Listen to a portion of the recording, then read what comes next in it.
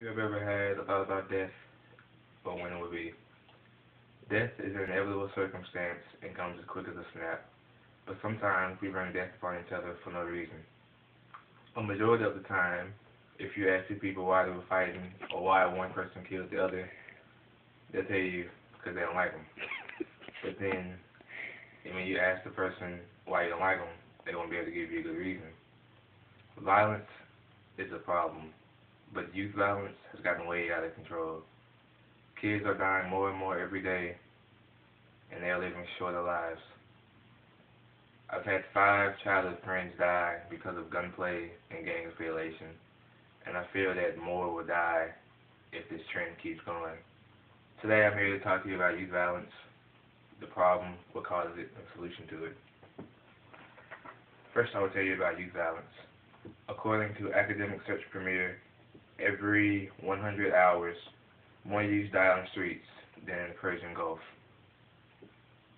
There were 11,000 people that died in the Gulf. So every 4.5 days, the death toll goes up.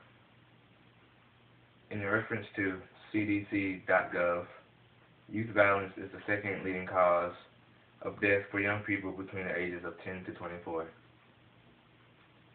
According to CDC.gov, 5,764 young people ages 10 to 24 were murdered at an average of 16 per day back in 2007. Also, according to CDC.gov, over 656,000 physical assaults injuries on young people aged 10 to 24 were treated in the U.S. ER in 2008. As reported by my good friend Darius Corley, a freshman at Hillsborough High School in Nashville, Tennessee, there have been a total of 4 deaths at the school this year. 3 of them were young males who were killed by gunplay, and the other one happened just 2 weeks ago by a senior female by suicide. Now that I told you about the youth violence, I will tell you about the cause. One cause of youth violence is gang affiliation of young men. According to Academic Search Premier, gang membership alone increased the likelihood of youth violence. Gangs have shifted from the money-making scheme of things and crossed over into the me and mindset against the world mentality. Another cause of youth violence is substance abuse. According to Dr. Melissa Conrad Stippler, up to 7 million people, or 2.8% of the U.S. population, age 12 or older, have used prescription drugs for non-prescription purposes.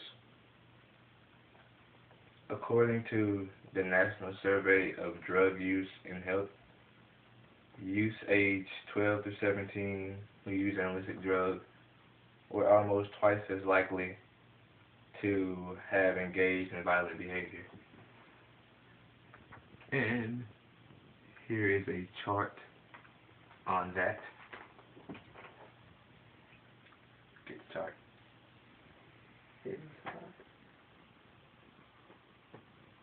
Got it? Mhm.